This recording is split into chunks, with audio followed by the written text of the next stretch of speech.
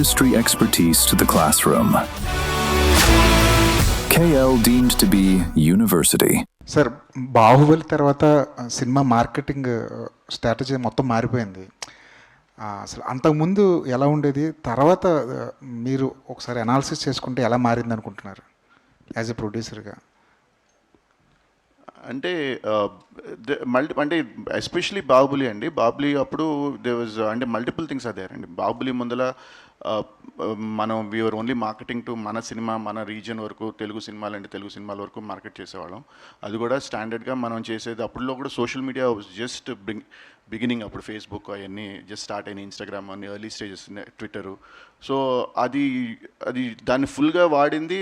I think Baahubali was the first project that leverage social media fully, YouTube, ఇవన్నీ బాగా దాని ఎంత పొటెన్షియల్ ఉంది, ఎంత వాడచ్చు అనేది, మార్కెటింగ్లో ఎంత వాడుకోవచ్చు అనేది I think Baahubali showed the path. And ఆ తర్వాత ఎనీవే అంటే social media and YouTube also gain lot of prominence. And అందరూ కూడా అది that's become part of the play book నా. ప్రొడ్యూసర్గా మీ స్ట్రాటజీ అలా మారిపోతుంటుందా? సినిమాకి మారిపోతుంటుందా? సినిమా కండి కాదండి, అప్పుడున్న పరిస్థితి బట్టి, అప్పుడున్న సిచ్యువేషన్ బట్టి, ఆ సినిమా బట్టి what is the best way we can connect with the audience అనేది చూసి ఆలోచించి దాన్ని బట్టి we have to take the call. Karthikeya garu, ఫహద్తో మీ ఫస్ట్ మీటింగ్ ఏంటి? అసలు ఈ సినిమా కథని ఎలా ఒప్పించారు? అసలు ప్రాసెస్ ఏంటండి? ఎందుకంటే ఫహద్ సినిమా చేయడానికి, ఒక కథ ఒప్పుకోవడానికి ఆయనకి చాలా క్రైటీరియాలు ఉంటాయి. అవన్నీ ఎలా దాటుకుని ఆయన ఎలా ఒప్పించగలిగారు? అంటే యాక్చువల్లీ ఫహద్ గారిని ముందు అంటే సినిమా పర్పస్లో కలవలేదండి ఆయన్ని.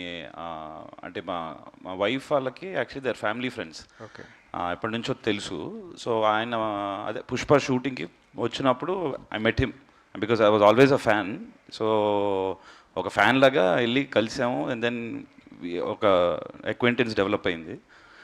ఆ డెవలప్ అయిన ప్రాసెస్లో we are also developing you know scripts ఇవి జరుగుతున్నాయి సైడ్లో, ఇది అండ్ ఆక్సిజన్ రెండు. అండ్ ఆక్సిజన్ యాక్చువల్గా ఆయన కోసమే అన్నట్టు స్టార్ట్ చేసాం. బట్ దిస్ వీవర్ ఇంకా పిచ్ చేద్దాం అని డెవలప్ చేస్తూ ఉన్నాం. అండ్ అది మాట్లాడుతున్న ప్రాసెస్లో ఇంకోటి కూడా ఉంది. అంటే అవునా, నాకు ఐ వాంట్ టు హియర్ అన్నారు. సో వెళ్ళి యాక్చువల్లీ ఇట్ వాజ్ ఫస్ట్ నరేషన్లోనే ఓకే అయిపోయిందండి. అదే చాలా మీరు అన్నట్టే చాలామంది అన్నారు ఆయన్ని ఒప్పించడం or whatever because of his choice of films, దాన్ని బట్టే మనకు అర్థమవుతుంది. బట్ ఫార్చునేట్లీ ఫస్ట్ నరేషన్లోనే he got very excited because it was very new for him and generally for any cinema. మనకి ఇప్పుడు మొత్తం ఇండియన్ సినిమాలో కూడా ఇలాంటి సినిమా వచ్చి చాలా రోజులు అయింది, కొన్ని సంవత్సరాలు అయింది. I think it so that's what excited him అండి. రాజమౌళి